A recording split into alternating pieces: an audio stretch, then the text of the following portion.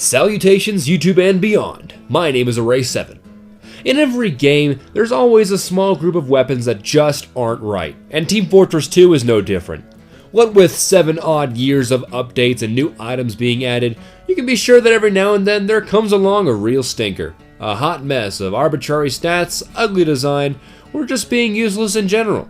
So ladies and gentlemen, here's my countdown of the top 10 worst Team Fortress 2 weapons. However, bear in mind, this is just my personal opinion on what is and is not a steaming pile of crap. Number 10.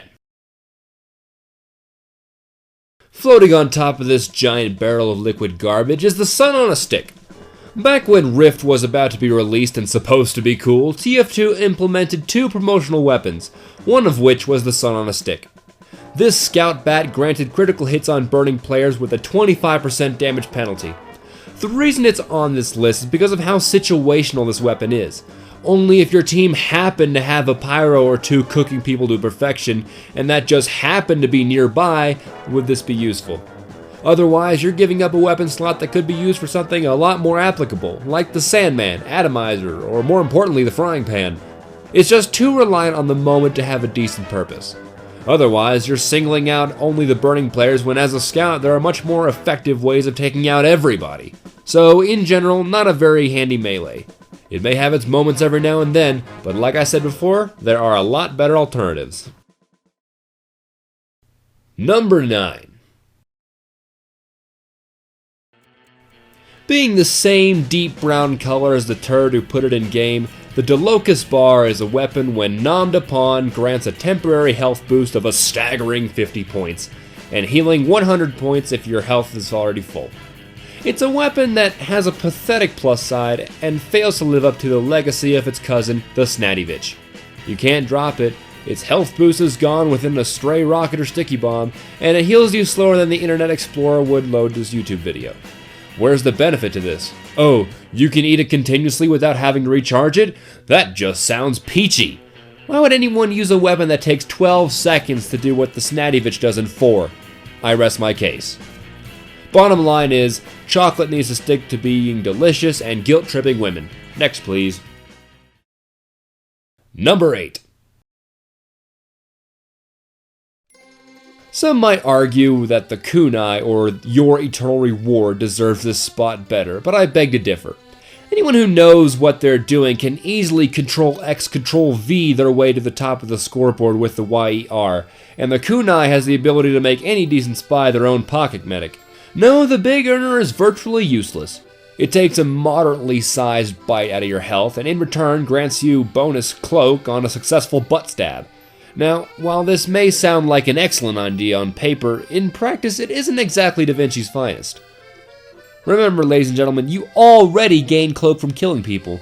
Their weapon drops, and once you pick it up, that's 100 metal right into your invisibility bank account. And we even have a revolver that does exactly what this knife does, but without the sacrifice of your health and a much safer distance. So in essence, this knife is practically worthless, and personally well deserving of the spot on this list. Number 7. How the sniper has so much piss at his disposal, I will never know. Not only does he manage to fill a giant glass jar full, he also has enough left over to fill 25 tranquilizer darts with his golden rain. Worse still, after throwing his giant jar of fetish material, 20 seconds later, he's got a new one. I know they kinda explained this one in the comics, but in all seriousness, a sniper might want to get his prostate examined. Yes, if you haven't guessed, I'm talking about the Sydney Sleeper. A sniper rifle that takes away a sniper's bread and butter, the almighty headshot, and in exchange makes it a portable high-powered urine application device. It fires these little darts that, may I remind you, are designed to inject the target with whatever's inside of them, proving once again that the sniper has issues. However, instead of giving its victim a yellow-tinted blood infusion, it simply coats them in Girardi. There's not much else to say about it. People can say the Machina is the body shot weapon of the century, but at least the Machina can headshot. The Sydney Sleeper is just a poor excuse for a sniper rifle and should be ashamed of itself. Now, had it been able to extinguish teammates or slow down enemies, that might have been a redeeming quality, but sadly, rather not. All it is now is just one of the ugliest weapons in Team Fortress 2. Maybe someday you'll get a buff piss rifle. Number 6. When I hear soldier, the last thing that crosses my mind is laser pistol. Sure, the Dr. Gordborg thing is cool, but frankly the Righteous Bison is an absolute turkey.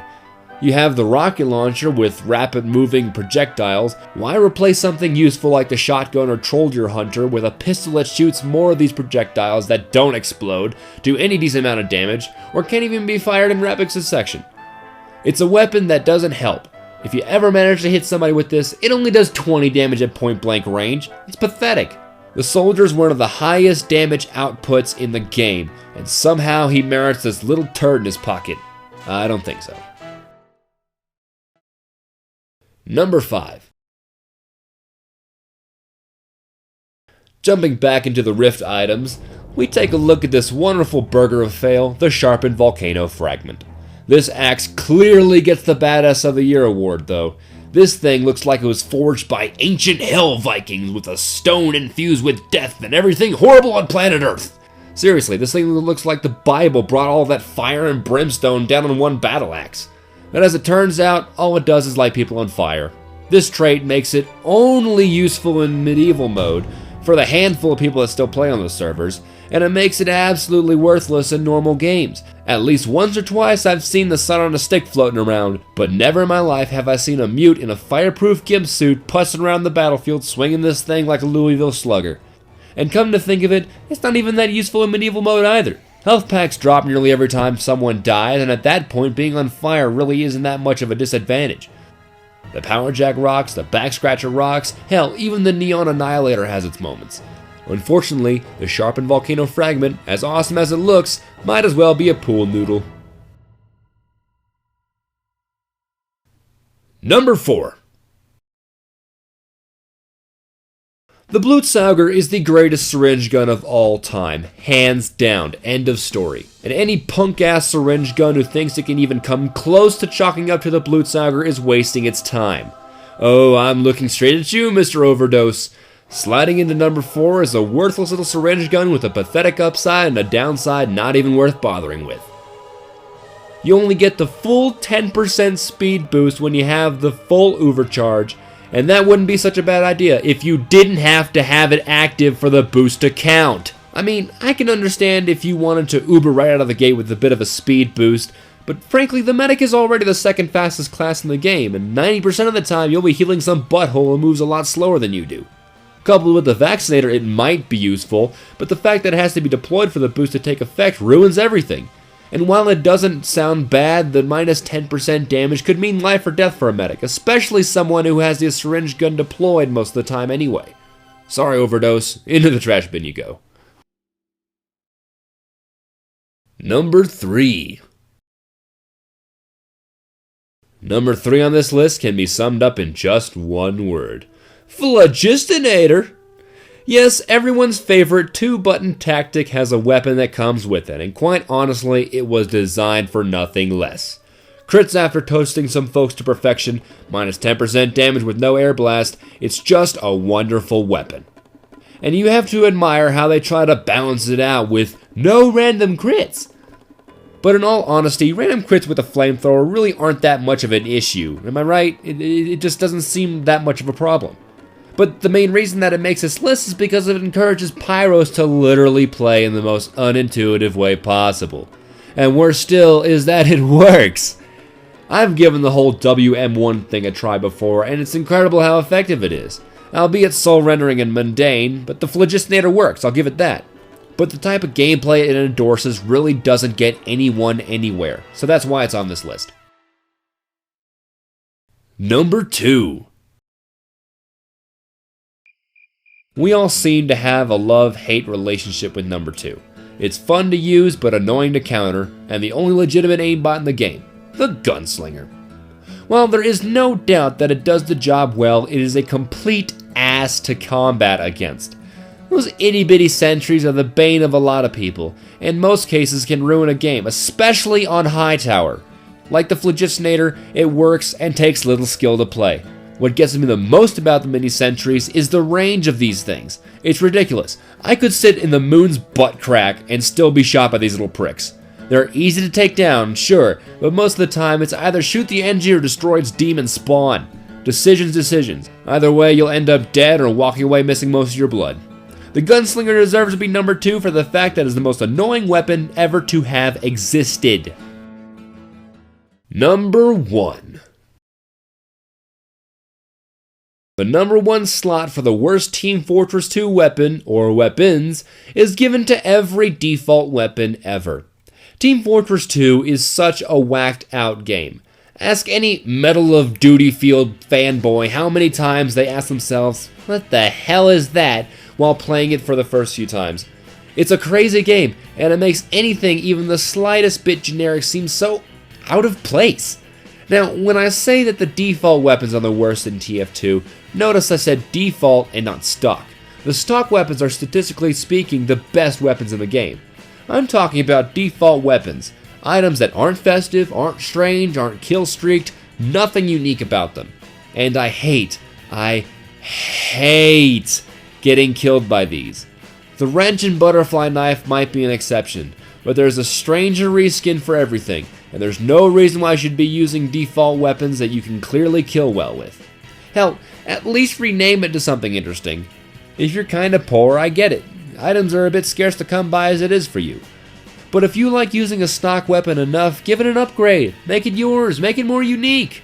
Everything else in this game is bright and colorful and silly and fun and mildly psychotic, so go make your loadout match the world you live in. Look, the point is, if you use a default weapon a lot, find a way to make it different. Otherwise, you're using the most bland, worthless, generic, and worst weapon in Team Fortress 2. Did you agree with my list? Disagree? Let me know what you think in the comments. If only a handful of people think I'm a crusty butthole, then maybe I'll make another list. Ladies and gentlemen, my name is ArraySeven, and this has been the top 10 worst weapons in Team Fortress 2. Thank you all, and have a wonderful remainder of your day. Play button, glutton of words. Mutton, birds of fly to fly to you, dropping turds. Hopping up on ignorance to feel how your body pop up the real. Dance the visual cry to deity. Pious piety might it be. To see is truly to be me. I see everything there is, so I must be more than thee. My creed in the game is to be stupid rappers is bane. Humidity forms when I arrive. Harder lines than cocaine. Got a line of frown and ask to become black.